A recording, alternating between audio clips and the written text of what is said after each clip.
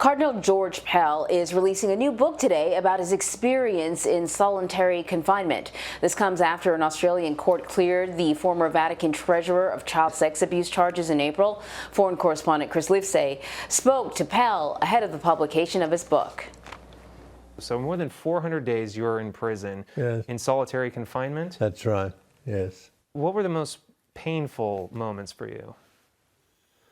I think after I lost the appeal, once you accepted that you were a prisoner, the lowest of the low, a person accused of pedophilia is down the bottom of the pile in prison.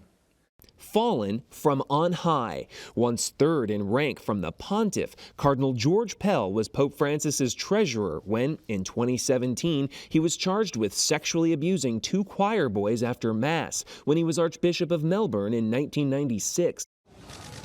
2 years later, he was found guilty and sentenced to 6 years in prison, the most senior Catholic figure ever to be convicted of sexual offenses. What sustained you?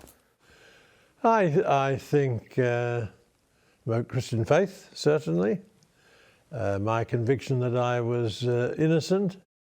And, he says, his writing, almost every day of his incarceration, taking pen to paper, logging his thoughts and his suffering, up until a stunning turn of events.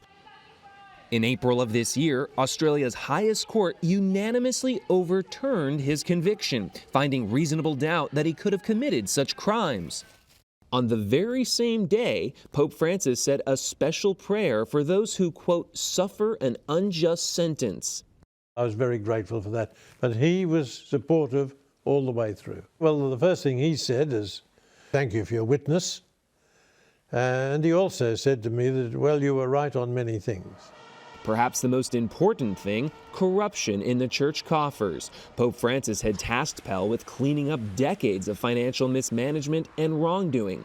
The former treasurer says many senior Vatican figures openly suspect that the accusations of sex abuse were in fact a smear campaign, trumped up by his enemies to prevent reforms. Ultimately, I think, by the people who were rorting the system, who were taking money out of the system.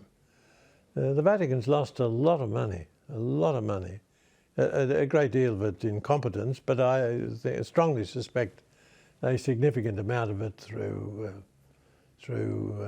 thieving. This past September, the senior Vatican official who most resisted Pell's reforms was placed under a Vatican investigation and stripped of his rights as a cardinal. Giovanni Angelo Becciu stands accused of embezzlement and funneling church money to a company owned by his brother. He's also implicated in an ill-begotten UK real estate deal. Becciu has denied all wrongdoing.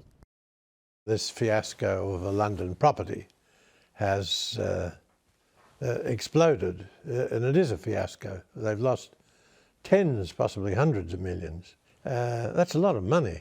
These are the types of things you were warning about. That's correct. After spending more than 400 days in prison, do you feel like this is any form of vindication? For myself, well, obviously I do. Chris Livesay, CBS News, Rome.